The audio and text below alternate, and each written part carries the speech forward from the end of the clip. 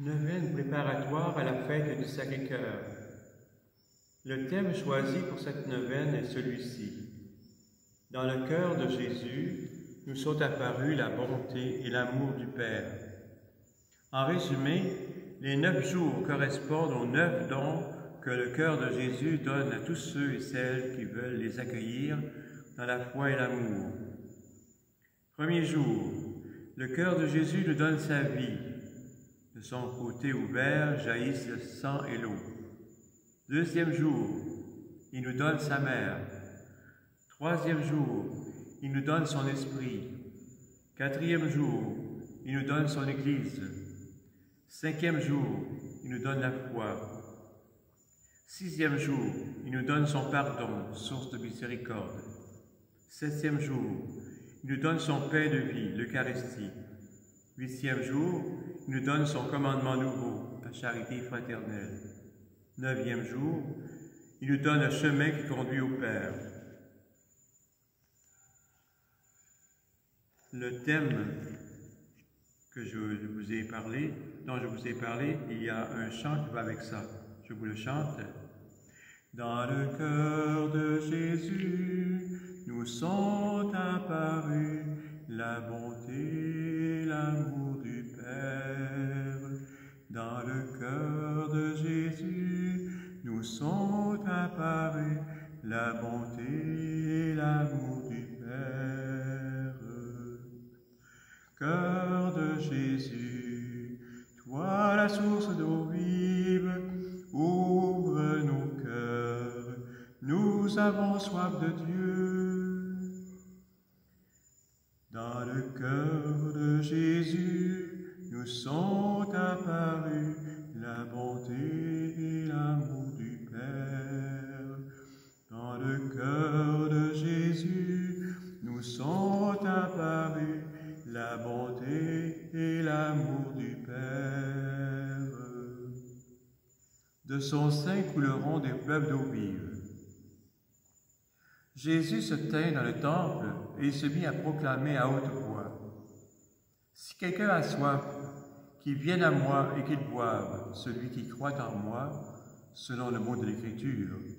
De son sein couleront des fleuves d'eau vive. Jésus désignait ainsi l'Esprit que devaient recevoir ceux qui croiraient en lui.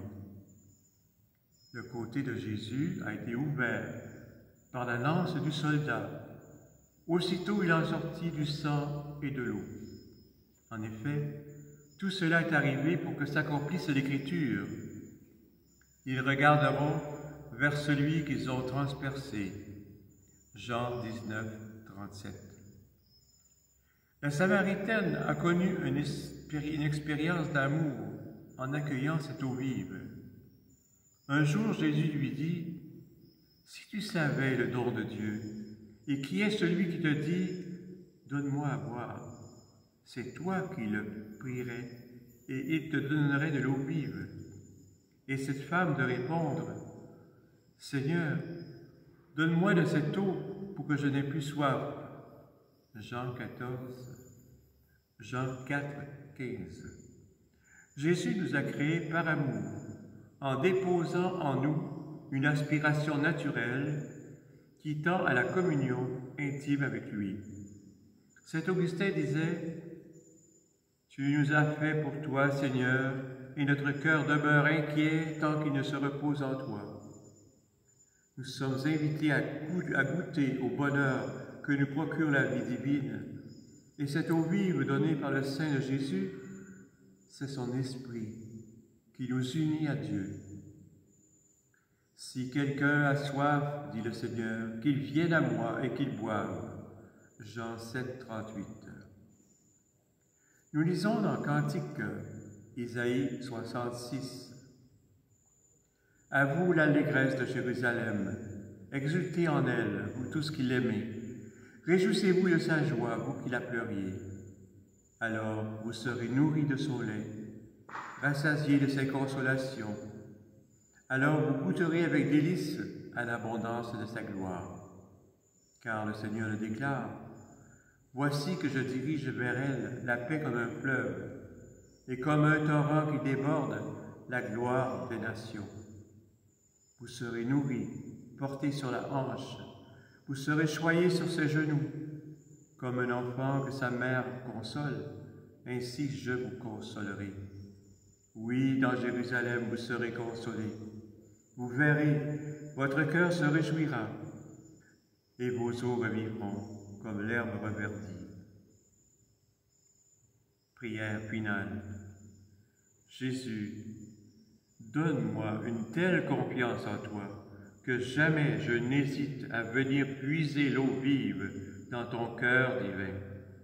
Que cette eau déploie en moi ta puissance d'amour et marque mon existence humaine à jamais.